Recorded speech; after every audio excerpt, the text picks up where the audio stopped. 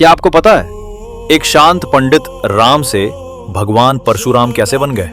एक समय था जब ऋषि जमदग्नि के आश्रम में शांति का वास था, लेकिन सहस्त्रबाहु अर्जुन के अहंकार ने पापी राजा ने निहत्थे ऋषि जमदग्नि के प्राण ले लिए। जब राम वापस लौटे तो उन्होंने अपने पिता को लहूलुहान पाया। उस क्षण एक शांत ब्राह्मण के भीतर का रुद्र जाग उठा। प्रतिशोध की अग्नि में जलते हुए राम ने महादेव की घोर तपस्या की। महादेव प्रसन्न हुए और उन्हें दिया वो अजय परशु। राम अब परशुराम बन चुके थे, एक ब्राह्मण योद्धा। वे अकेले ही महिष्मति की ओर बढ़ चले, जहां काल उनका इंतजार कर रहा था। भीषण युद्ध छिड़ गया।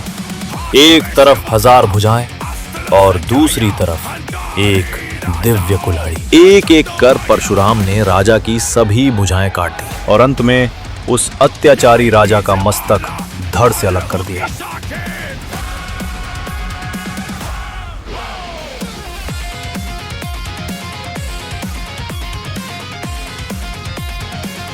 शुरू हुआ विनाश का वो चक्र जिसे कोई नहीं रोक सका।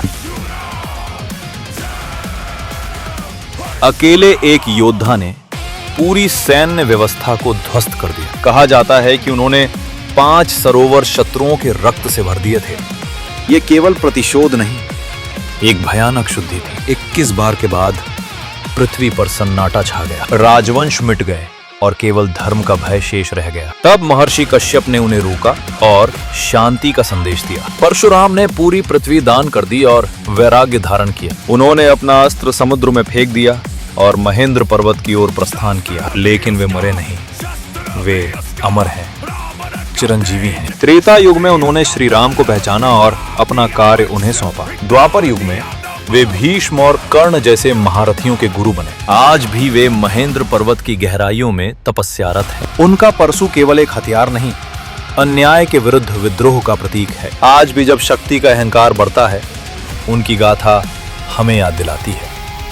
कहा जाता है कि वे कलयुग के अंत में कल्कि अवतार के गुरु बनेंगे। वे एक ब्राह्मण की करुणा और एक क्षत्रिय के बल का संगम है। एक बेटे का शोक जिसने दुनिया का इतिहास बदल दिया। उनके क्रोध के बाद ही धर्म की नई नींव रखी गई। वे वो अग्नि है जो बुराई को जलाकर राख कर देती है। आज भी भारत के कोने कोने में उनकी पूजा की जाती है।